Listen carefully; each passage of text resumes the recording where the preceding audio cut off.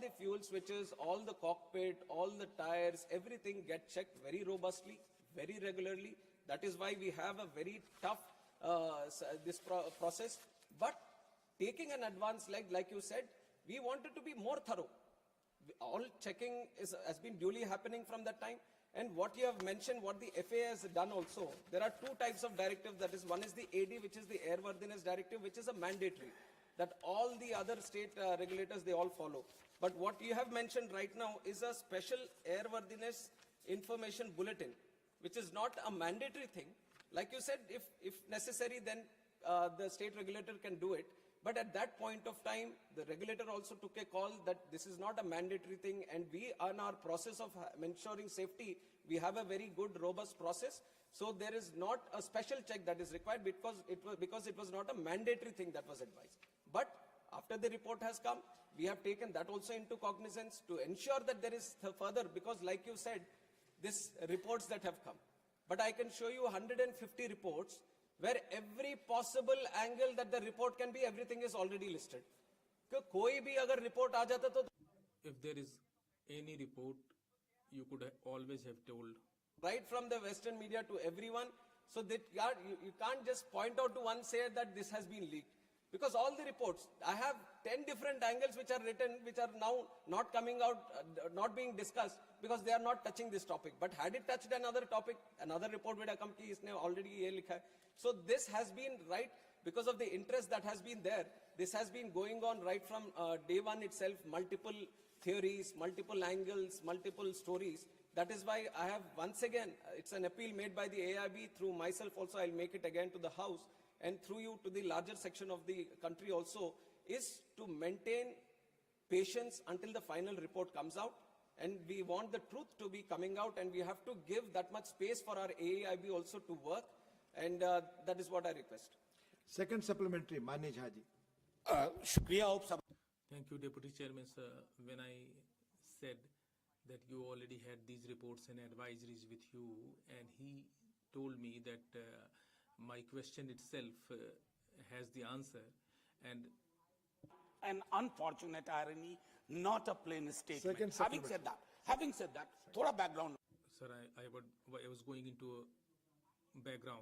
All of you, my friends here, that the duopoly, this Airbus, Boeing, we are aware at the global scale. Let's not get into that. What is important? The in-house mechanism, nearly 50% of sanction posts in DGCA are vacant. Doesn't it affect DGCA's capacity? Particularly, I repeat, particularly when during the search, during the investigation, many newspapers reported this, that why such anomalies, aisi visangatiyan. These anomalies only come out when we have a tragic accident, and only then we spring into action. Been created because it was a request from the ministry. Now with the growth that we have seen in civil aviation, we wanted more people within the DGCA. And these posts have been posts have been created in the last 2 years only. And the process, right, it's not that when you say that why are they vacant, it is not that we have stopped from recruiting. Right from the day they were created, we have started the process. It is a continuous process. It has to go through various cycles of recruitment also.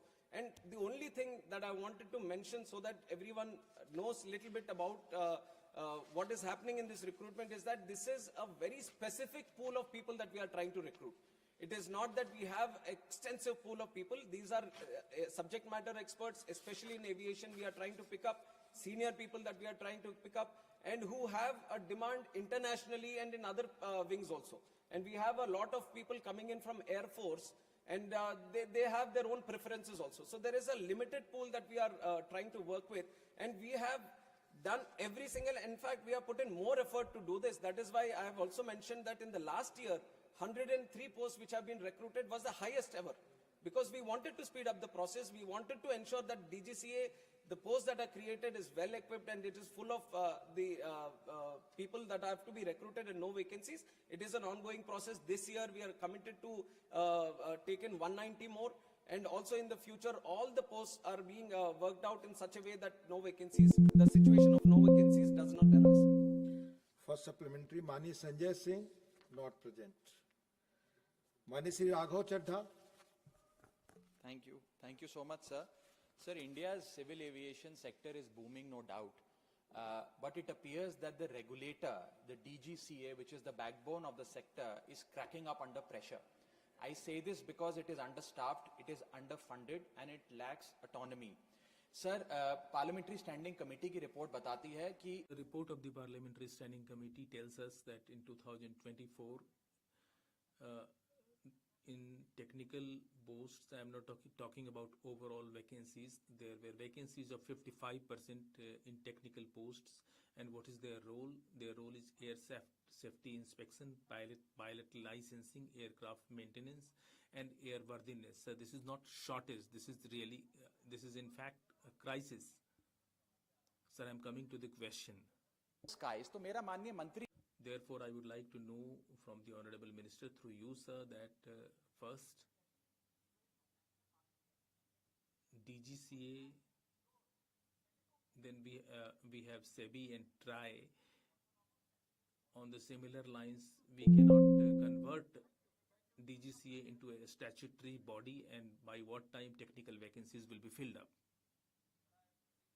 That the DGCA is not under any kind of pressure. It is operating with utmost seriousness, professionalism, and all the requirements that are there that actually strengthens it according to the International Civil Aviation Protocol. At this moment that you're seeing, I've already explained it in a couple of questions also, the situation is that the posts were just recently created. And like you said, when it comes to the technical posts, you need that right technical capabilities people only to be sitting in those posts. And when you look at that kind of experience, that kind of situation, then obviously the pool which is limited makes it much more difficult to engage these people. And these are people who are having to regulate the safety, which is of the prime most importance. The whole fundamental pillar for the growth of our civil aviation sector has been the safety and security of the people and the operations. So keeping that intact, the process itself has so much technical this thing that it gets a little difficult, but we have been trying with the UPSC and other people also to engage the right people so that the timelines which takes for it to engage these people gets reduced. And Honorable Member has also talked about the budget. We have seen in the last 1 year also the 10% increase in the budget is there, and accordingly whenever required, definitely your suggestions have been noted, and whatever best can be done to assist DGCA to be more powerful and more engaging in terms of ensuring the safety, we will be doing it from our side. Mania Priyanka ji. Thank you so much, Honorable Chairman, sir. Sir, there comes a moment in time, when we keep our politics aside, and this particular air crash gave us that moment for even civil aviation to understand the challenges and the loopholes that exist. Sir, my question is very specific, which I've written to the Honorable Minister about, that he told us to be patient with the final report. We were absolutely patient with the interim report too. But why is it that the report was released to the Indian people at 2 a.m. in the morning, and there was no briefing done with regards to the AAIB report? Sir, just 1 second, a question related to the same thing. Pilots have raised their concern that there is no aviation expert who is sitting on that AAIB panel. Why is that so? If Honorable Minister could address that, I'd be grateful. Thank you. Thank you so much. Sir, I'll address the second part first, where it says that no aviation experts have been there. It is not true. There are two subject matter experts in terms of pilots who have been engaged within the investigation team. And likewise, other engineers and all from the industry also have been engaged. And the International Civil Aviation Organization observer also from the UN, where a lot of articles were there that he was rejected and all. So baseless articles have come up at the time, but everyone who was supposed to be in the investigation team, they have all been there. In fact, pilots have also been there. So that addresses the second part. And also regarding the report releasing, it was entirely up to the AIB. It was up to the AIB to finish the report and to release the report. And it's not that when they finished, then they uploaded it.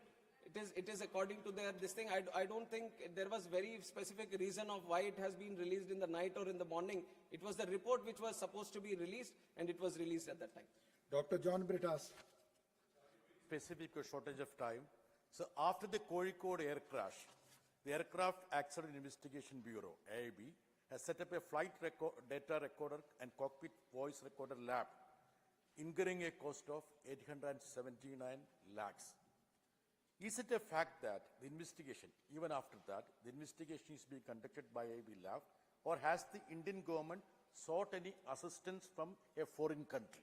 Thank you, Manya Mantri.